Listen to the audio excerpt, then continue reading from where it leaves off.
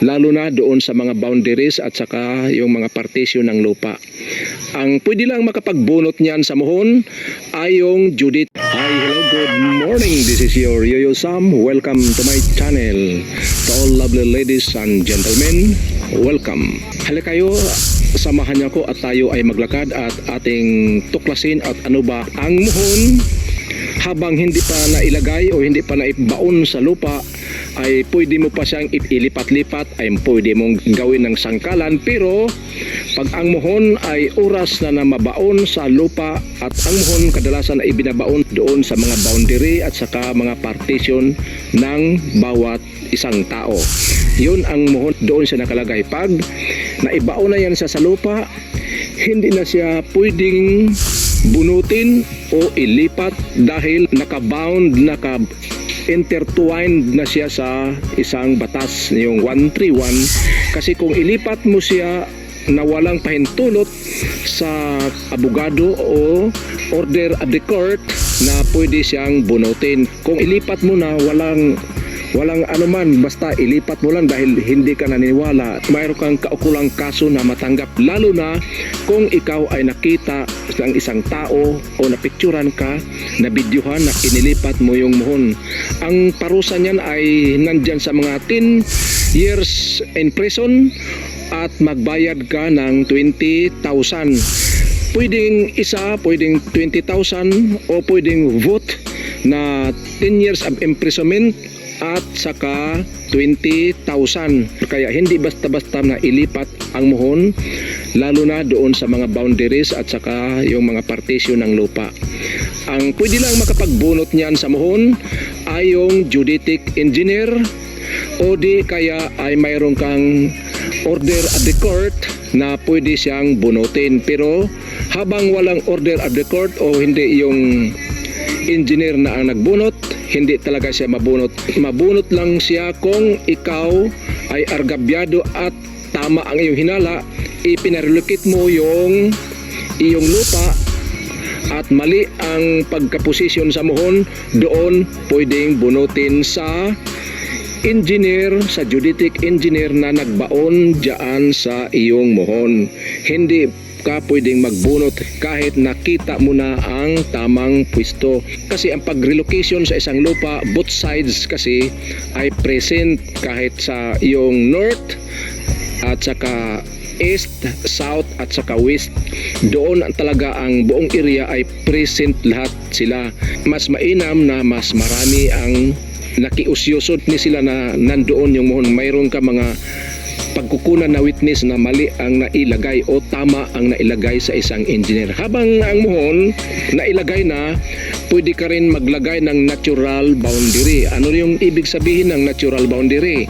Magtanim ka dyan ng puno ng kahoy o di kaya prutas o di kaya coconut. Pero huwag mo siyang idikit sa muhon. Kailangan mayroon siyang agwat, half meter o 1 meter ang agwat. Hindi mo talaga pwede siyang idikit doon sa muhon.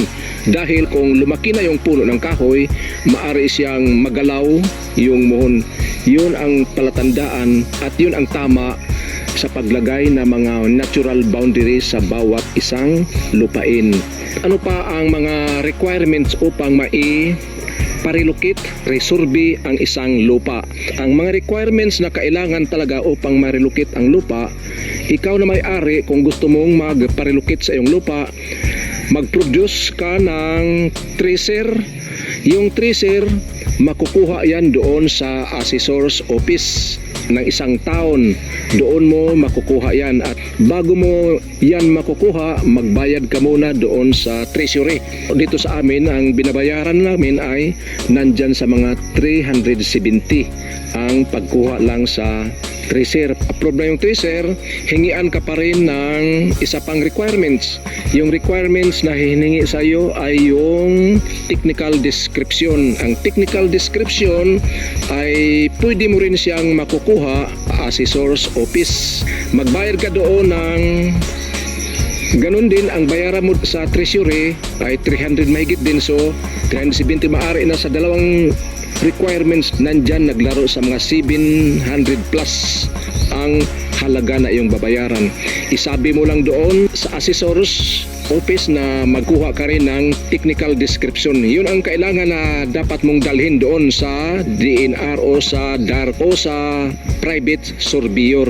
Iyong i-present doon kasi kung wala kang technical description, hindi sila makapagsukat ng mga tamang bearing. Kung sabihin mo lang na ito yung kanto namin, hindi yan pwede sa kanila. Kailangan talaga mayroong technical description kasi yun ang sinusunod nila. Habang nag-relocate o nag-survey na yung geodetic engineer, ay hindi mo siya pwedeng sabihan na dito ang boundary. Pati yung kabila, hindi rin pwede magsabi na dito ang boundary dahil siya lang ang may alam at alam niya ang technical description. Kayong both sides, manunood lang kayo doon saan ilagay. Yung muhon pala, bakit mayroong lagay na PS? Yung PS kasi nag-specify yan sa nga, ang ibig sabihin ng PS ay private survey. Ang muhon pala ay kadalasang gawa sa concrete at saka cylindrical type. Ang haba niyan ay nandito yan sa iyong tuhod o knee. Pero pwede ka rin maggawa ng muhon kung nandoon talaga sa bukid at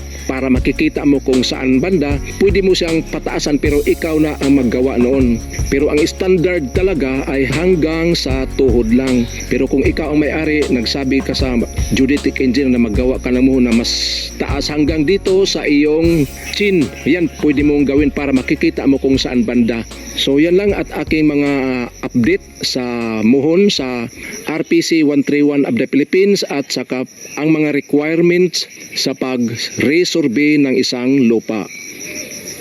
Hanggang sa muli. This is your Yuyu Sam. See you on my next vlog and God bless us all. Bye-bye.